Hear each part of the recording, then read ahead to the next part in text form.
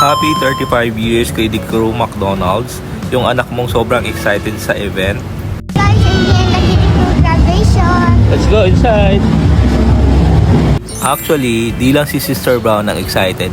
Kitang-kita sa mga mata ng bata ang saya for this grand graduation. Ang dami talagang umattend sa event na ito dahil ito ang last day na magkita-kita silang mga magka-classmates sa workshop.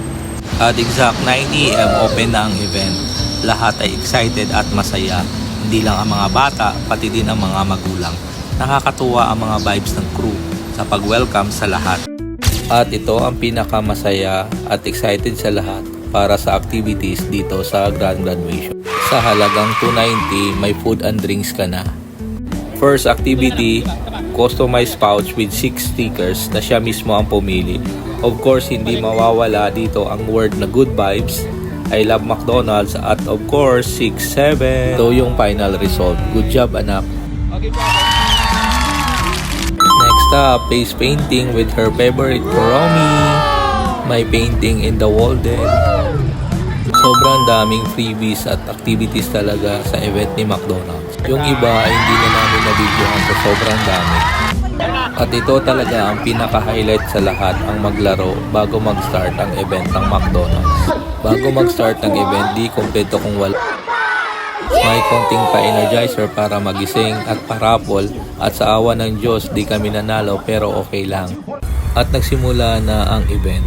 Kitang-kita sa mga mata ng mga bata ang sobrang excited at kakaibang experience sa event na ito. Sa buong program, puno ng kulitan, tawanan at sayawan. At may kakaibang sayawan na may LED effect lights. Panonumpa din ng mga kiddie crew sa iba't ibang lugar for Batch 2006. Basta Pinoy, hindi talaga mawawala ang performance ng kantahan.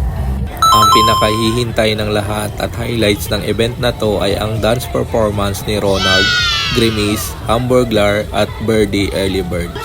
Ang pinakahihintay ng mga kiddie crew ang graduation na baon nila ang 5 core values. Ang discipline, hard work and diligence, teamwork, responsibility, and of course sharing and caring. Hanggang sa pag-uwi ay bitbit ng mga anak namin ang once in a lifetime experience. Thank you, McDonald's!